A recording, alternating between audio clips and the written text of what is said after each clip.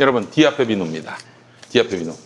야, 그냥 뭐 사람들이 다 갖다 쓰는 바람에 포장된 게 없어요.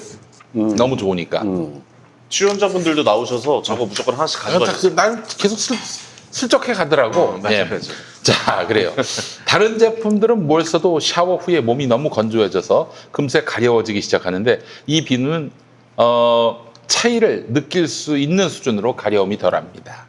좋은 제품 소개해 주셔서 감사합니다. 네, 그렇습니다.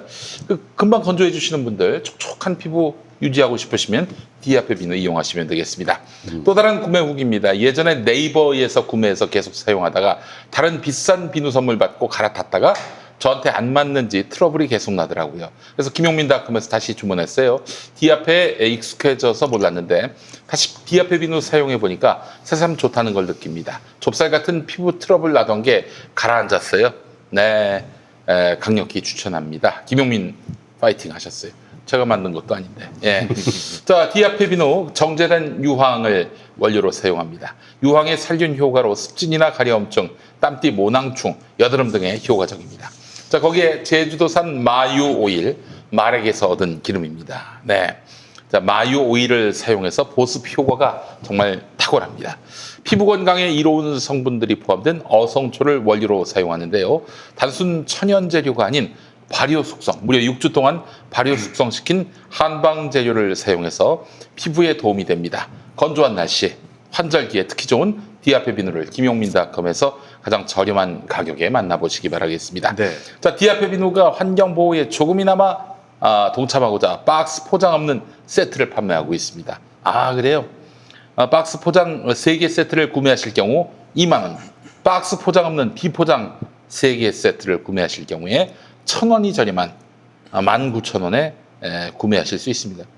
크게 차이가 나진 않습니다만 여러분 환경을 사랑하신다면 비포장 비누도 많이 이용해 주시기 바라겠습니다. 디아페 비누였습니다. 그 지난주 패스트 트랙 관련해서 그 사보임이 불법이 아니다. 그 오신환 날리고 네네. 그 자리에 이제 체입에 넣었던 거 요거는 불법 사보임이 아니다. 이런 헌재 판단이 나왔는데 미래통합당에서 당시 패스트 트랙 물리적 저지를 하다가 국회법 위반으로 또 이런저런 이유로 기소가 된 사람이 9명이더만요. 당선자 중에. 근데 저는 뭐 500만 원 미만으로 나올 거라고 보고 다 벌금으로 정리. 500만 원 이상이 나와야 의원직 상실인데 네. 그렇게까지는 안 갈 거라고 보고요. 9명 다요? 네. 근데 이제 아이고. 당시에 패스트트랙이 아니면 대한민국이 망할 것 같다.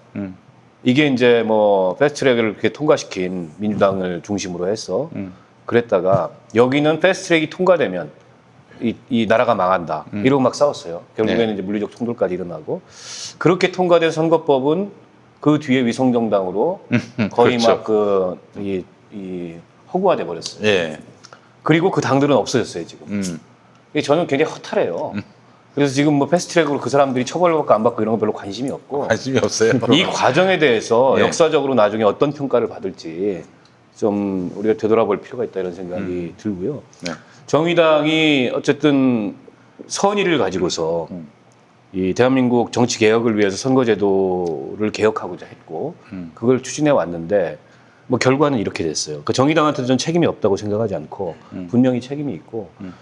그때 만약에 그때로 돌아간다면은 무슨 규정을 넣으면은 이런 사태를 막을 수 있었을까요? 이 규정을 위성정당? 넣어야죠. 지역구에 후보를 출마시키는 정당은 네. 반드시 비례대표 명부를 제출해야 된다. 그러니까 음. 더불어민주당이 더불어시민당 같은 거를 못 만들도록 하는 규정을 집어넣어야 되는 거죠. 아, 그렇게 그게 이제 위성정당 방지 장치죠. 미래통합당이 비례대표 후보를 내도록 해야 하는 것이고. 그렇죠. 그럼 미래통합당은 아마 한 명을 적어낼 거예요. 한 명만 적어낼 거라고 한 명만. 한 명. 아니 그렇더라도. 예, 그렇더라도. 꼼수가 뭐라도 사람들이 그리고 그렇더라도. 예를 들어 미래통합당인데 한 명만 적어낸 다음에 미래통합당 이름을 미래한국당으로 바꿔서 선거를 치러버리고 미래통합당이라는 비례정당을 만들었고 거기에 후보를 내겠죠. 아니, 이제 20대 국회, 21대 국회가 시작됐는데 기존의 선거 제도를 또 바꿀 논의는 시동이 될까요? 이게 이제 개헌 논의하고 약간 맞물려 있잖아요. 그래서 개헌 논의 시동을 걸 거냐, 건다면 언제 걸 거냐.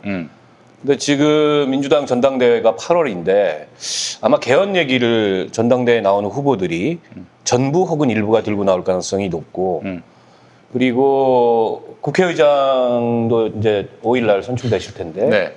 그분도 어쨌든 개헌에 굉장히 관심이 그러니까 전임 의장도 그렇고 관심이 있으셨을 거고 또 민주당의 대선 주자들 중에 지금은 이제 잠재적 대선 주자지만 정세균 총리 같은 경우에는 뭐 국회 내 아주 소문난 개헌론자고 그래서 뭘로 아마 기원하자는 분이에요, 그분이?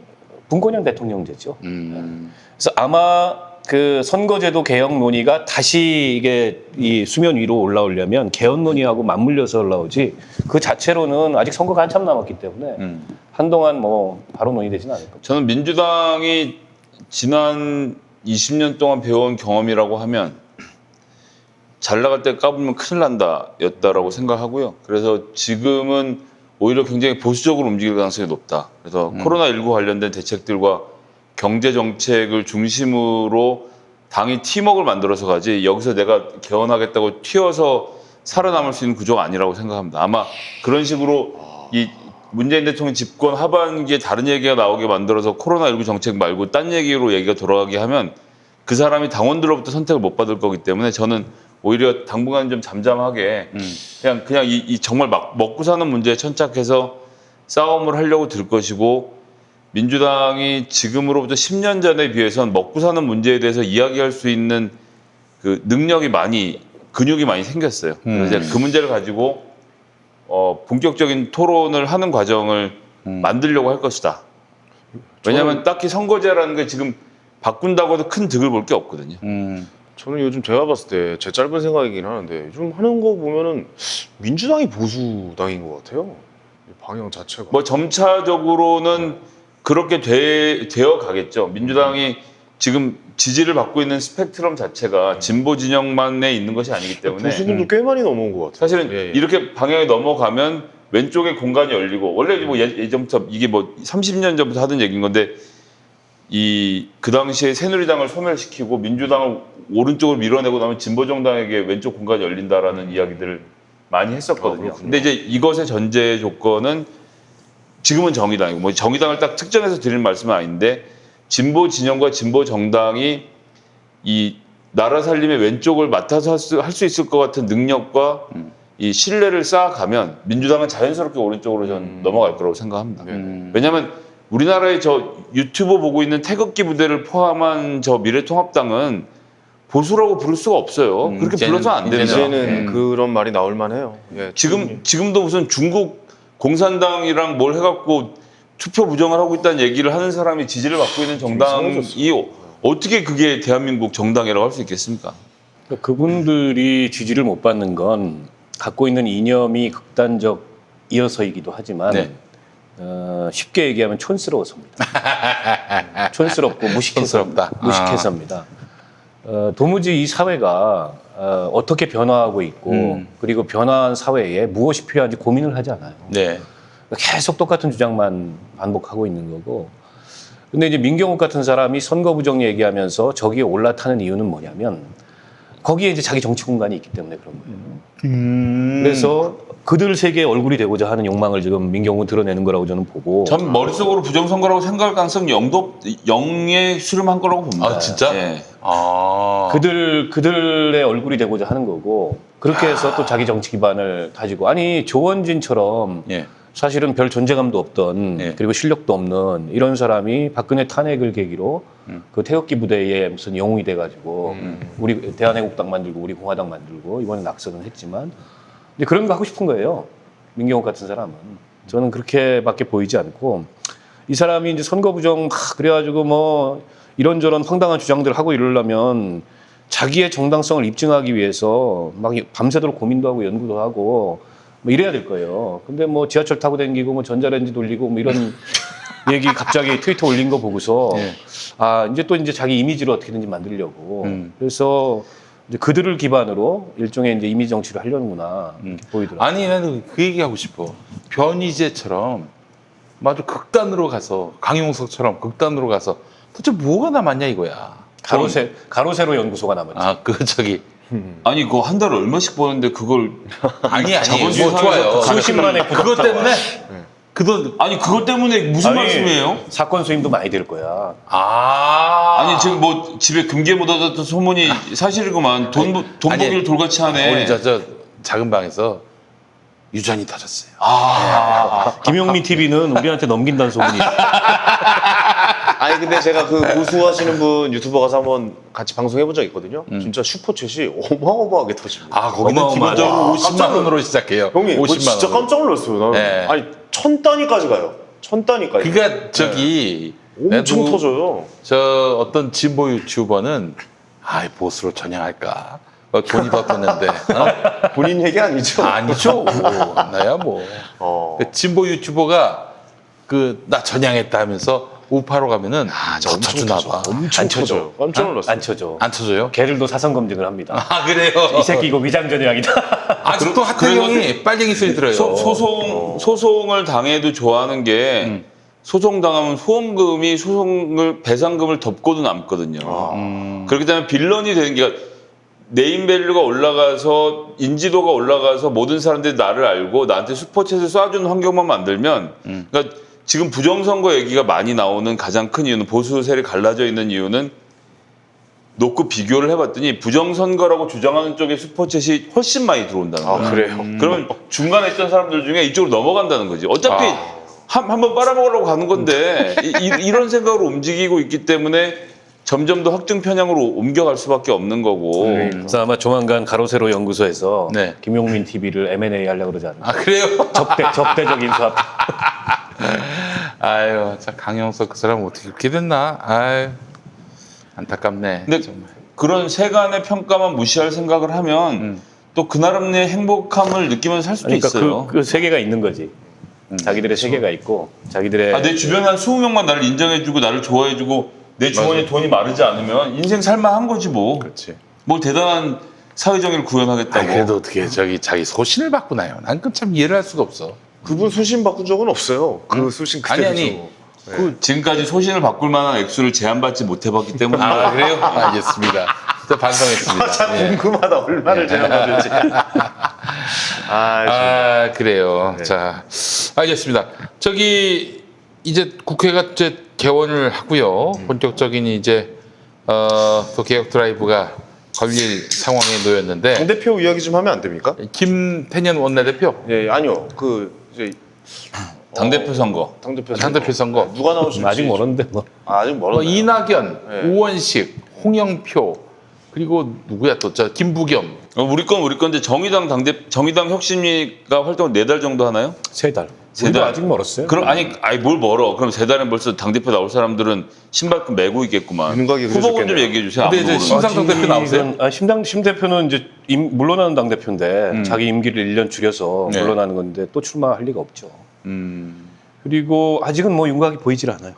진짜로. 박원석 본인 안 나온다는 얘기는 그렇게 하면 신빙성이 없잖아요. 얘가 나갈 것 같다고 한 사람 좀 흘려주세요. 없는데 진짜 아직은 소문이 구체적으로 돌아다니는 사람은 없어요. 아니 방송은 그래도 당대표 공당의 당대표 선거인데 3개월 전인데 캠프가 안 만들어졌던 그 얘기를 누가 믿겠습니까? 도전 안 하십니까? 내가 요즘에 네. 당내 이 당권에 관심이 없어서 그런지 알아보려고 하지 않아서 그런지 소외된 거 아니에요? 네. 다음 주까지 저 숙제로 해서 좀 네. 한번 알아봐 주십시오. 민주당은 이낙연 대표가 출마를 거의 결심을 했고요. 결심하셨어요? 되겠네. 그럼 뭐 얘기 그러면 이제 김부겸 의원이 맞붙으려고 나올 것이고 홍영표 우원식 의원은 무조건 나오겠다. 지금 이런 입장인 거죠. 근데 이제 이렇게 되면 무슨 문제가 있냐면 7개월 임기 아닙니까? 7개월 임기인데 이 재밌는 건 어쨌든 이 7개월 임기라고 하는 것은 이낙연 대표나 김부겸 누가 둘다 그렇죠. 대권 대권에 나갈 사람들. 나갈 사람이 나오면은 그럼 이제 7개월 있다가 최고위원들이 그만둬야 되는 문제가 있어서 당원을 바꾸자는 얘기가 지금 나오고 있어요. 당원을 바꿔서 최고위원은 그냥 두고 당대표만 새로 뽑을 수 있도록. 그러니까 최고위원의 임기는 다음번 당대표 선출까지로 한다. 이게 현재 당원이에요. 그래서 당대표를 뽑으면 최고위원들이 다 나가야 돼. 그런데 이거를 최고위원의 임기를 다음번 정기 전당대회까지로 한다고만 바꾸면 최고위원은 그냥 2년을 채울 수가 있어요. 당대표만 바꾸는 방식으로. 그런데 당원을 고쳐야 되는 부담이 있는 거야. 그래서 이낙연 의원에게 어떤 그 점수를 더 주고자 편하게 해주고자 당원을 바꾼다는 비판을 피할 수가 없는 문제가 있고 그 외에 생각해 볼 수 있는 옵션은 지금은 당대표 따로 뽑고 최고위원 따로 뽑잖아요. 네. 이거 없이 쭉 붙여서 정의당은 다 쭉 붙여서 뽑나요? 따로 뽑아요. 따로. 근데 이걸 붙여서 뽑으면 1등 당대표, 2등부터 6등까지 최고위원 이렇게 하거든요. 그러면 당대표가 나가면 1등 최고위원이 당대표가 되는 거예요. 아. 이렇게 되면 2년 동안 유지를 할 수 다음 있지. 순번이. 그래서 이제 이 중에서 어떤 방식을 택하게 되느냐의 논의가 있는 것이고 그렇게 되면 실제 재밌는 것은 이번 7월에 이번에 뽑히는 당대표가 예를 들어서 이낙연, 김부겸 이렇게 두 분이 출마하시면 아마 다른 분보다는 그 두 분한테 스포트라이트가 더 쏠릴 것으로 보이지 않습니까? 그럼 두 분 중에 누가 되더라도 7개월 있으면 그만두고 대권 준비를 할 거란 말이에요. 네. 그러면 그때 7개월 후에 또 당대표 선거를 할 거 아니에요? 그럼 그 당대표 선거 때 누가 될 것이냐? 그리고 그때 되려면 이번에 출마를 할 것이냐 말 것이냐? 이런 옵션들을 놓고 지금 다 이제 치열하게 수싸움을 하고 있는 것이고 네. 우원식 대표 같은 경우는 원내대표 때도 그랬지만 무조건 재수를 하는 게 좋다. 나가서 부딪히고 지면 점수를 따라서 다음번에 또 한번 하겠다는 생각. 그다음에 이제 근데 돈 좀 내야 되잖아요. 그 나가려면 당대표. 뭐 정치를 하는데 그 정치하는 사람의 꿈이 커지면 그만큼 후원금도 많이 들어옵니다. 그렇지. 그래서 뭐 후원금으로 요즘 같은 쓸수 경우는 있다? 기탁금이나 이런 걸로 다 해결이 되기 때문에 그걸 해결할 수 없을 만큼 내라고 하진 않다. 그러니까 이제 사실은 정치인들 중에 아니 저 사람이 뭐 흘러간 물인데 무슨 서울시장 나오고 대선 나오고 이런 얘기를 듣는 사람들 있잖아요. 네네. 그 사람들이 왜 나오겠어? 아, 돈이 내가 아직 들어오니까. 그 권력을 잉태할 수 있는 능력이 있다. 이런 것들을 주변에 과시하고 돈을 땡기기 위해서 그래서 나오는 겁니다. 사람들은 다 가능성에 투자하는 거거든요. 아. 네, 그럼 홍영표 의원도 그렇고 그리고 사실 이런 상태가 아니면 이낙연 후보가 출마를 안 했으면 송영길 의원도 나왔을 거예요. 근데 이제 두 사람은 호남이 겹친다는 문제가 있습니다. 아, 호남표를 갈라먹으면 이낙연 의원이 나오는 입장에는 송영길 의원에게 가능성이 많이 줄어드는 거죠. 그럼 이번엔 쉬지만 7개월 있다가 다시 나오면 호남을 중심으로 해서 세를 얻으면 이 흐름이 또 어떻게 갈 것인지. 예. 아니 좀 개인적으로 좀 파격적으로 중진이신 뭐 우상호 의원이라든가 이런 분들은 당대표 나올 가능성 없어요. 우상호 의원은 뭐 지금 현재로서는 저희가 듣기로는 서울시장에 훨씬 관심이 많은 거예요. 아 그렇습니다. 예. 우리 박영선 의원도 박영선 의원은 페널티가 없어요. 현역 의원이 아니기 때문에 저 장관직을 잘 마치고 바로 서울시장을 출마하는 좋은 기회가 있습니다. 대신 장관이기 때문에 스포트라이트를 많이 못 받는 문제가 있어요. 아. 반면에 현역 의원들은 이걸 그러니까 시장이 되면 그만둬서 보궐선거를 만들어야 되는 유인이 있기 때문에 그런 게 부담이 있는데 문제는 이제 20% 감점을 합니다. 이것을 뚫고 나올 수 있는 사람이 누가 있느냐를 놓고 봐야 되는데요. 전 뭐 그럼에도 불구하고 수도권 그러니까 서울시에 있는 중진들 중에는 서울시장 도전할 사람이 몇몇 있다고 생각합니다. 그 박원순 시장은 뭐 할까요? 대선 준비하겠죠. 대선. 네. 거기 지금 대선 체제라고 봐야죠. 캠프를 거의 구성을 하고 있는 게 아닌가 싶고 박원순 시장만이 아니고 이재명 지사도 그렇고 그렇겠죠. 이재명 지사도 대선에 나올 거라고 보세요. 그러니까 여러 가지 관측이 있어요. 안 나온다는 관측도 있고 그리고 김경수 경남지사도 거의 캠프를 구성을 했죠. 경남 연구원을 중심으로. 그래서 뭐 서울에 있던 연구 인력이나 이런 기획 인력이나 이런 데 많이 데려간 걸로 알고 있고 박원순 시장은 또 이번엔 뭐 정무 라인을 쫙 갈았잖아요. 그렇죠. 네, 그러면서 기존에 이제 민주당에서 오랜 경험을 갖고 있는 사람들로 선수들을 뽑았죠. 정무 라인을 바꿨기 뭐 때문에 대표적으로 좀 우리가 알만한 사람이 있어요?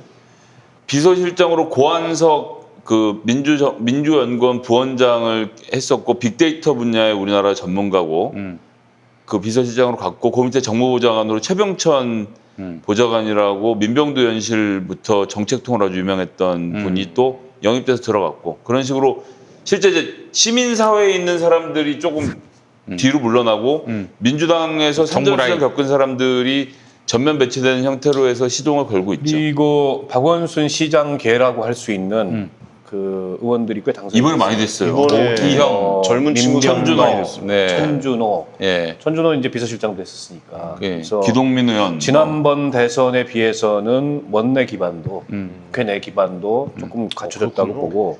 그에 비해서 이재명 지사는 너무 원내 기반이 없어. 없어요. 예. 원내 기반이었군요. 경선을 통과한 사람들이 거의 없어요. 근데 이제 박원순 시장의 결정적인 한계는 예. 지금 시점에서 예. 이게 대중적인 지지가 안 보이잖아요. 왜 이게 형성이 그럴까? 안 되잖아요. 왜 그럴까?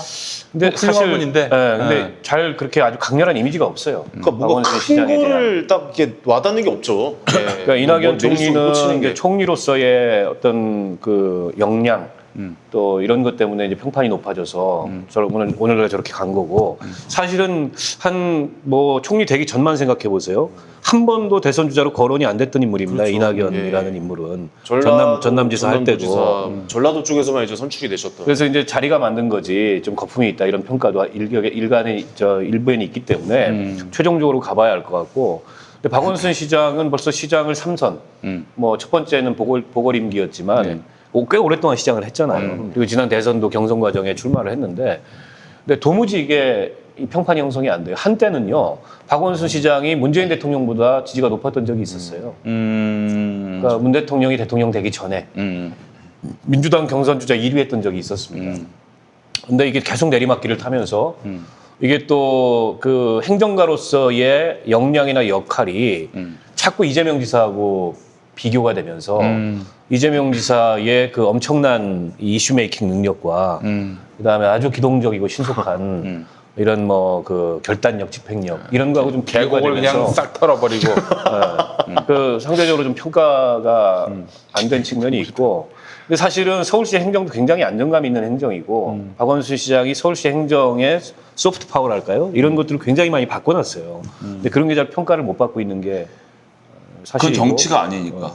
그러다 보니까 시민사회에서 박원순 시장한테 걸었던 기대도 점점 더 엷어지고 희석되고. 그래서 그게 제일 큰 난관일 거예요. 박원순 시장 저 형은 왜 이렇게 안 뜰까 이런 거 있잖아요. 그래서 뭐 하나 좀 계획하고 있지 않을까요? 좀 뭐 하나 이렇게 잡고 있는 카드가 있을 것 같은데. 뭐가 좀 근데 큰 거. 카드의 문제가 아니고 비전의 문제인 건데, 네. 그러니까 제가 다음번 대권 후보가 누구냐고 사람들이 물어보면 항상 해주는 얘기가 그 사람을 떠올리고 그 사람이 어떤 대한민국을 만들 수 있을 건지 얘기해봐. 라고 해서 네가 얘기 못하는 사람 대통령 못해.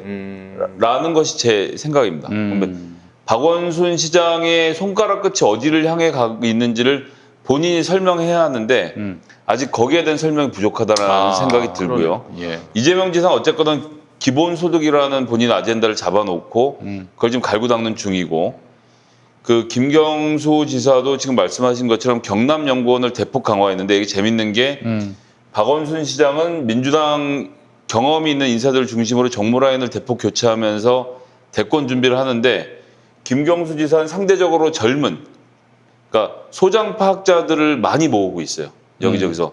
그래서 재난기본수당에 대한 최초 논의를 경상도에서 하고 김경수 지사가 던진 것도 그 밑에 있는 브레인들이 있는 거예요.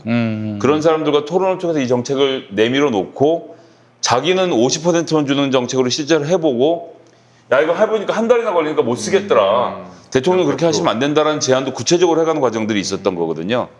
그렇게 각자의 준비를 해가는 과정이고, 그 제가 조금 전에 말씀드렸지만 대통령이 전국민 고용보험을 아젠다로 던지면서 전 이 하반기에는 전국민 고용보험이 됐던 기본소득이 됐던 사회 안전망에 대한 문제를 가지고 나와서 자기 아젠다로 만드는 정치인이 다음번 대선에서 저는 역할을 할 수 있을 것이다. 그런 점에서 이낙연 총리는 말씀하신 것처럼 총리로 올라가는 데까지는 지금 고공행진을 하잖아요.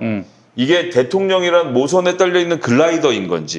그래서 이게 떨어지고 나면 이게 계속 내려가는데 완만하게 내려가서 자리를 지킬 건지, 아니면 알고 봤더니 본인의 아젠다를 갖고 있는 동력기였던 건지는 본인이 입증해야 될 책임이 있는 거고, 당대표 선거를 나가라고 사람들이 강권하는 것도 내가 동력기라는 걸 거기 나가서 입증하라는 거거든요. 7개월하고 욕먹고 이런 건 나름 문제고, 내가 갖고 있는 비전을 보여줘서 국민들을 설득할 수 있으면 저는 이낙연 의원에게 상당히 큰 기회가 있다. 근데 그것은 본인이 글라이더가 아니라는 것을 입증해야 되는 입증 책임이 있는 상태고, 그런데 이 아젠다는 지금 던진 거는 문재인 대통령이고, 최근에 김훈 소설가도 그렇지만 제가 이 얘기만 마지막으로 드리겠는데, 세월호에 우리가 마음이 아팠던 것은, 저도 아이를 키우는 아빠지만 내 아이가 수학여행 가다가 국가의 부주의함으로 몰살을 될 수 있다는 그 공포.